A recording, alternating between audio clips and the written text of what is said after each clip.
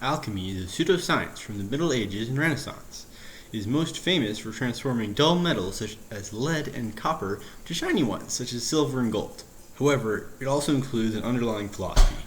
Alchemists believe that by studying any natural process, they can understand God's will. They tried to exploit this by playing around with various chemicals, particularly metals. They tried to find the mythical philosopher's stone, which could theoretically cure any disease and turn any metal into gold. Although they did not know at the time, this is impossible. Although all elements are made of the same fundamental particles, all elements heavier than iron, which includes lead and gold, are formed through neutron capture in supernova. That means that for transmutation of lead into gold to work, alchemists would have had to cause a giant dying star to explode, which would have destroyed the Earth. Okay guys, hey, I'm here to talk to you about the history of alchemy. Alchemy, it was born in Egypt. They called it Chem, with a K, not a C like we have it. Once Alexander the Great conquered Egypt in 332 BC, he renamed it Chemia, with just the E on the end. I guess the word Chem wasn't good enough for him. Once Egypt was taken over by the Arabs in the 7th century, they added Al to it, so now it's Alchemia. Alchemy was also developed in China by Taoist monks. The Arabian belief was that all metals were made up of just mercury and sulfur, just those two, and then varying in proportions, it kind of determined what kind of metal it was. They saw that gold was the most precious and best type of all metal, so they had this thing called the Philosopher's Stone, and it changed all metal into gold. And Chinese alchemists also had their own type of it. It's called the Pill of Immortality. So some famous alchemists. The first one is Zosimus. He was an Egyptian-born Greek. He is popular because he believed that all the substances were composed of 4 elements: fire, water, air, and earth. He did alchemy when it was just known as Chemia under Alexander the Great's reign. He's also famous because he wrote down a lot of his work, so he's one of the main reasons why we know about his time in alchemy. Another famous guy is Geber, something like that. He was an Arabian alchemist. He lived in present-day Iraq.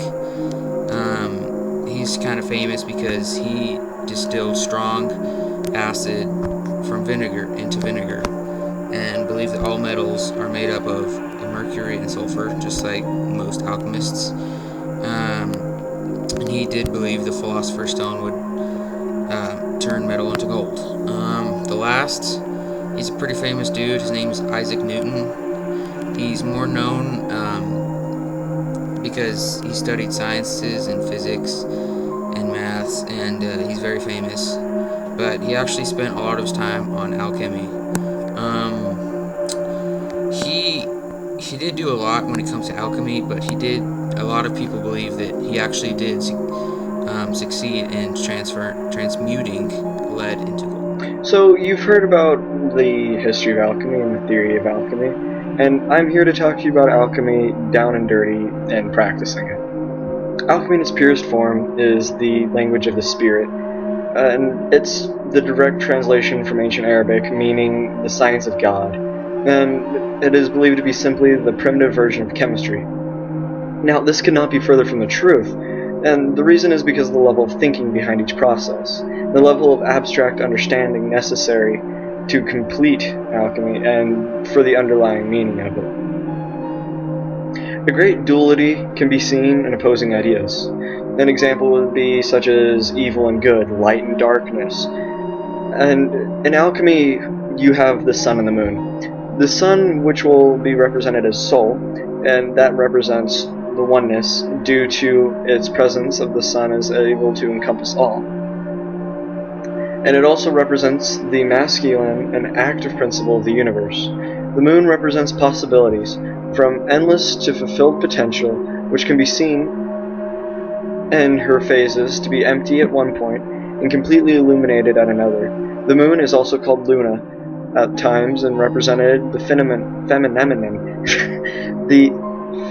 feminine aspects of the world and all passive principles of the universe. Now, the practice of alchemy relies heavily on the interactions of each of the philosophical ideas and the systems that are being manipulated to explore the meanings of truth and reality, whether physical or metaphysical. And there are four main elements, known as fire, air, water, and earth. Fire is the hot mixed with the dry. Air is the hot mixed with the dry. Water is the cool mixed with the wet, and the earth is the understanding of why these belief patterns occur is extremely difficult to comprehend without doing extensive research and study in authentic texts. There's also many reasons that are tied within the system of alchemy, and one might think that it is a religion itself, when it is not, but can be considered to be a spiritual map of the mind and the universe all in one. Now, tying back into the sun and the moon. These are very, celestial beings, very, open.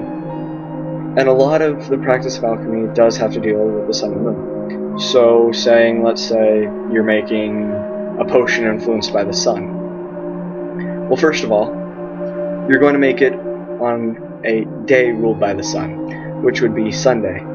And then you'd make it on an hour ruled by the sun. So, of course, if you want it to be influenced by the sun, you wouldn't make it at night. Alchemy basics here. And then you channel the energy of the sun through you into your hands and into a potion, and asking that the sun use you as a vessel in order to create this. I know that might sound strange. Most of the concepts of alchemy are very hard to understand without first extensive research and more openness towards its ideas. And same thing, making a moon potion, Monday, moon day, at an hour ruled by the moon, so at night, preferable midnight, and also at a time of the year ruled by the moon, so you want to do it at a full moon, depending on the strength of how you want it. I mean, as I said before, a lot of the moon has to deal with her different phases, empty at one point, completely illuminated at another. This is one of the core aspects of alchemy, and because it represents the endless possibilities of combinations.